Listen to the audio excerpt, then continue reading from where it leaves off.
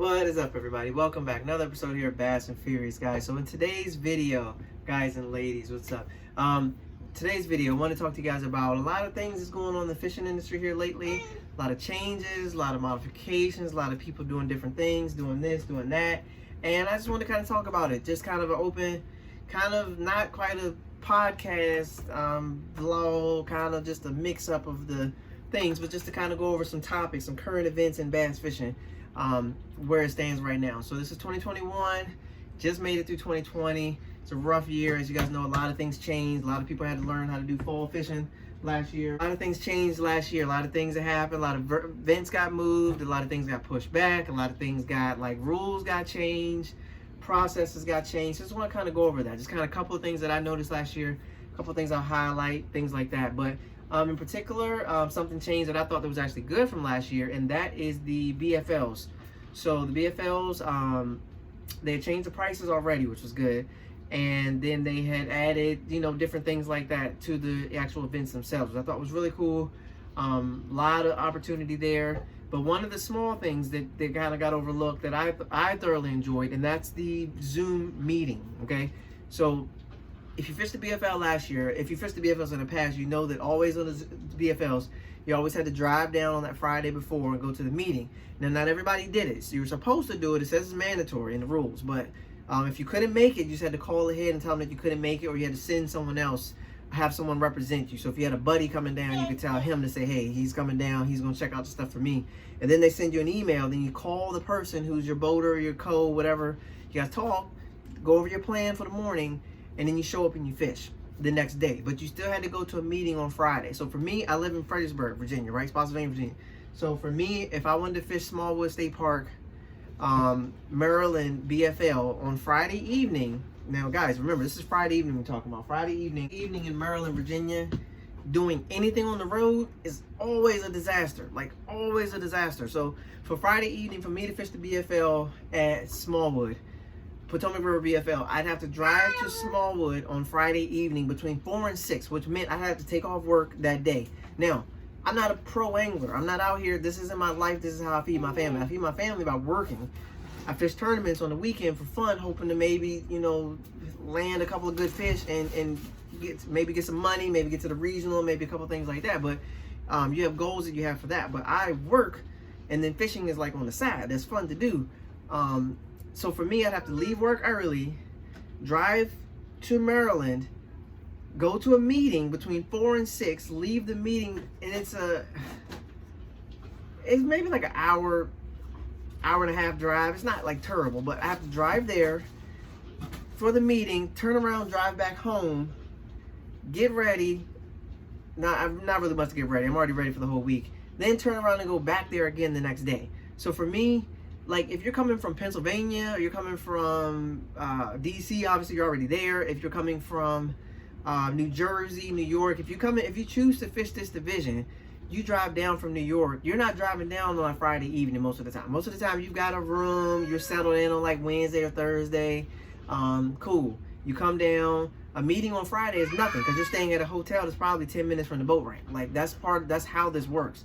So meeting on Friday, for those people that's coming from out of town, you're in a new town anyway. You're already staying somewhere. It is what it is. If I live here already, now I got to drive up you see what I'm saying? Like, it was kind of like it was an interesting ordeal, to say the least. I don't mind. I want to fish. I'm driving. I don't care. It is what it is. You got to tell me I got to drive 2 hours for a meeting. I have to drive it to fish the next day. Then I'm going to drive. Flat out. That's what it is. If you want to do this, there's rules to this. You got to do this. But 2020 eliminated that. They started doing Zoom meetings. So basically, I could stay at work. I could just take a quick break, hop on a Zoom meeting. It's usually done in like 15-20 minutes. Zoom meeting. I got all my information. My partner sends me a text, give me a phone call. My partner, my boater or whoever it is. We talk. We discuss the plan. Be at the ramp at 6. I'm driving a black pickup truck. I got a life vest already. Do you want a seat or no seat? Okay, boom. We fishing shallow or deep? I'm not sure. All right, I'll just bring whatever. It's fine. That's the conversation. Conversation ended. Show up and fish on Saturday. But you basically just went to a Zoom meeting. So I'm just talking about just little things that happened over the year that made it a little bit different. So for me, thank you, Big Five, MLFLW. that was awesome. I love the Zoom meeting. Zoom meeting, to me, it says like now you're in touch with how the world operates. Like, I may not want to drive up there, but I can catch a Zoom meeting anytime. I just hop on my phone, boop, listen, I'm good. Like, it's super easy meeting, and I was super ecstatic that that came about for last year. So thank you for that. But that's just a little tweak for last year that happened. That really kind of changed the way some things work. Some people didn't go to any Zoom meetings, even though it says it's mandatory. They still didn't go to the Zoom meeting. They just text their partner when they call their partner when they got the text message, and that was it. So not everybody took advantage of that Zoom meeting deal. They did relay some information in the Zoom meeting that could help you on the day of, like your off limits and stuff. If you didn't want to read it all, they told you everything in there. The sponsors, make sure that you get your hat for this. Make sure that you do this, and this. So I think they're good, but it's just a small tweak that happened last year that I think is really good. And they're continuing it this year that as far as I know of, it's still Zoom meetings. I think they saw the advantages of doing the Zoom meeting and just decided to stick with that. If they change it, it is what it is. We have to drive where you got to drive. That's fine. But I don't think that's going to change anytime soon. So I'm very excited about that. But again, we're talking about small things that happened to change this year. Another thing that we saw, I mentioned it kind of in the beginning, but the fall fishing. A lot of guys that did that spring fishing, that love bed fishing, pre-spawn, post-spawn fishing, they had to now find fish in September.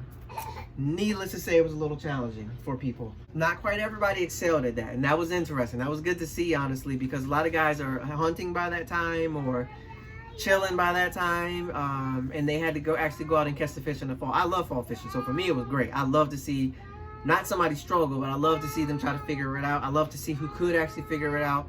I think it lets you know who's good at fishing year round and doesn't just capitalize on fish you can see. They had to go find the fish you couldn't see, unless you have forward-facing sonar. So that leads us into our next topic. Last year, some companies emerged a little bit and kind of fueled the fire, so to speak, for other companies to kind of like go ahead and release this stuff. Because to be honest with you guys, a lot of these companies' technology, they just relied on what they relied on, and everybody was buying it. So there was really no need to be like, we can do this. Even though they had the capability to do that, they didn't release or do that because everybody was still buying Side Imaging.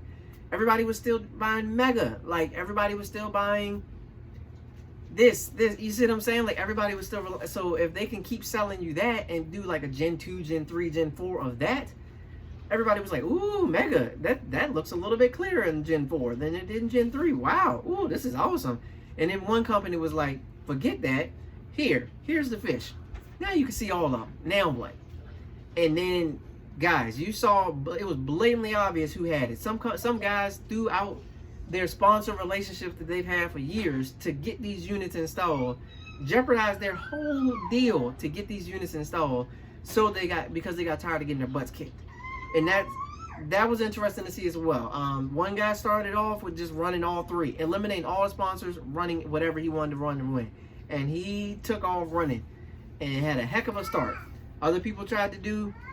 Now you see even the average weekend Joe has a Garmin, a Lowrance, a Humminbird, and probably a Raymarine in the back somewhere. Like, these dudes just done went crazy on these electronics. And there's been some debate about it's too much electronics. It's not enough electronics. Well, that's never a debate, but it is for the guy who can't afford the $30,000. He says, what am I supposed to do? I got one graph. I got a sponsor. They send me the old units in the back. Like, come on, man. Like, and you're getting destroyed out here. So other guys have things that can see the fish swimming. They cast their jerkbait, watch their jerkbait go to the fish, and then set the hook when the fish bites. There's no need for feel at all. You just see it. You see the whole thing happening. Twitch, twitch, twitch, twitch, twitch. Oh, I got a fish because I saw it happen on my graph. I think I'll set the hook now. It changed. Like, you watch some of these anglers in the tournaments, they didn't even look up. They didn't even look up at the water. There was no point for them to look at the water. Everything was on their graph. It's kind of crazy. But I'm going to chime in on that. Okay, two things I'm going to chime in on. I think we're going to wrap it up here. I'm going to try to do some more of these, like where I just kind of tackle current events of fishing and kind of give my take on it. So this one with the graphs. Now, okay, like a lot of people have said it, Randy Blocker came out with his little video. I didn't care too much for that. The way he explained it, the way he said it, the purity of fishing and all that stuff like that. That stuff matters, don't get me wrong. But that's just like saying we still should play with a peach basket. Like, come on, man. It's like, stuff changes, stuff goes on. Either you get with it or you're gonna get left behind. That's how this goes when it comes to electronics and technology. Don't stop that. But I do feel like when they finally elaborate on what they were saying, I do feel like there needs to be some consistency regarding the equipment and technology that people are utilizing, it shouldn't come down to who has the most money, okay? Who has the best sponsors. Like, it shouldn't come down to that's whether or not you're going to win or lose. It should come down to who can do the best with the equipment that they have. They've done this in the past. The MLF did this with their boats. Everybody had the same boat. So we're going to see who can fish today, not who has the most stuff. Who can fish with what we have. So, for example, take Tom Brady. Okay, Tom Brady has a football. He has an offensive line. He has a certain number of people. When you get on this field, everybody has to have 11v11 if it's a soccer game. You have to have. Now, with that being said, now Tom Brady has to have a certain number of people on his team. The other team has to have a certain number of people on their team. The wide receivers can't go until they say set hike, right? Like, you can't jump the line early. You can't just set up 12 people in front of the quarterback and all tackle him at the, like, so Tom Brady allegedly decided to try to get a competitive advantage, allegedly, right? Deflated the ball a little bit, okay? Would not that be comparable to you being Lowrance sponsored angler who's supposed to use Lowrance, and then you sneak in a Garmin unit on top where the whole world's gonna see it, but you sneak the unit in on top? You're supposed to be Lowrance, now you're using Garmin, now you're beating everybody, but you're not even playing on with your own team. You traded your own team to try to get an advantage. Is that like, so what I'm saying is, and okay, so LeBron James, when he gets on the court, he has a basketball. He can't have a basketball that bounces higher than everybody else's basketball. If I play golf, I can't have a golf ball that goes farther than everybody else's Magic golf. If I do, if I'm a baseball player, I can't pump myself full of stuff to hit the ball harder than everybody else. If I do, I'm going to get caught up. All my home runs going to be voided. I'm going to have an asterisk next to my name, okay? Just like you want to be the Astros. You want to be back there banging on trash cans and stuff, trying to give cues so they can find out what's going on. When it comes to competitive sports at the pro level, I think there needs to be some measure of consistency. I know that's going to be a different take than what they have. Now, by saying that, I'm just saying that everybody should have the best of the best. I like somebody's idea about the inches of screens. Like, you can have a Mega and the Mega 360 and a Solix. You can have those two, but you can only have this number of screens. You can have Lowrance and their new active target, but you can only have a certain number of like width on the screen. Like, I'm not opposed to that. I think there needs to just be something that stops it from one guy having $75,000 worth of electronics on his boat, another guy having 15, and the guy with 15 always losing because the guy with 75s can tell him where fish are swimming at in the water and his baits, and the other guy is just reading contour lines. Like, come on, man, because his sponsor ain't giving him all that. His sponsor, he don't have all that. He ain't won a tournament lately. He ain't got that. He's not gonna win a tournament. With these dudes out here seeing the fish swimming around, it's like he ain't gonna do that. But I also feel like all the companies need to release this technology because all of them have it and they need to get it out there. Hummingbird's got it, Lowrance has got it, Garmin's got it. And now let's see who's the best of the best. Give everybody the goods and let's get it in. You see what I'm saying? Like, that's your draft. Like, that's your equivalent of building your team, putting your pieces together. You saw this, you saw that, you add this, and now you got your Raptors, you got your jack plate, you got your screens, you got your you got your Ghost, you have your spot lock, you see what I'm saying? Like, everyone has their best of their best. Now let's go to work. Let's see what happens. So with that being said, I really don't care where they go. They'll figure it out at some point. But I feel like, just like with motors, they decided to cap the motors at 250 because you don't want a guy with a 300 out there running around Lake Fork tearing up. You don't want that. They capped it at 250. So if you're going to set some boundaries, set it at 250 for the motors. No more than no more than 3 graphs on the front, 2 graphs on the front, 2 in the middle, and then your rods and reels is whatever it's going to be. No longer than an 8-foot rod. You can't fish over. Like, just set the rules where they need to be at, and then shut up and let's just go at it, and then adjust it. Because, like John Cox whooped everybody's butt in an aluminum boat, and they changed the rules. No aluminum boats. Your boat has to be but so big, because you can't have a teeny boat and be sneaking in the holes, and we can't get into the holes. Because we want to have a 21-footer. He wants to run a 19. He can sneak into it with the aluminum and the flat. You can't. Why is that his problem? That's not John Cox's problem that you wanted to buy a big fancy bass boat so you can put the wrap on it. He just wanted something to slide up in there and put his name on the side. Like, but then they changed the rules and mess him up. Keith Poche tries to fish a tournament with a small boat and they kick him out. Okay, so there's like, it just blows your mind with some stuff that's okay, some stuff that's not okay. So that's just all I'm saying. When it comes to fishing, set the parameters, discuss the parameters with the anglers, make sure everybody's on board. Everybody's not going to be on board, but at least get the majority, and then rock with the rules, and then keep an open mind to change them if necessary. If it needs to be 3 graphs up, no more than 3 graphs up front, no more than 3 graphs in the middle. Think about it. The guys, they run fish sounds. These guys run the hydro wave on the boat. What's the difference in me simulating shad busting on the surface? The fake shad. There's fake shad. I'm simulating fake shad to trigger a strike. What's the difference with you running seeing the fish?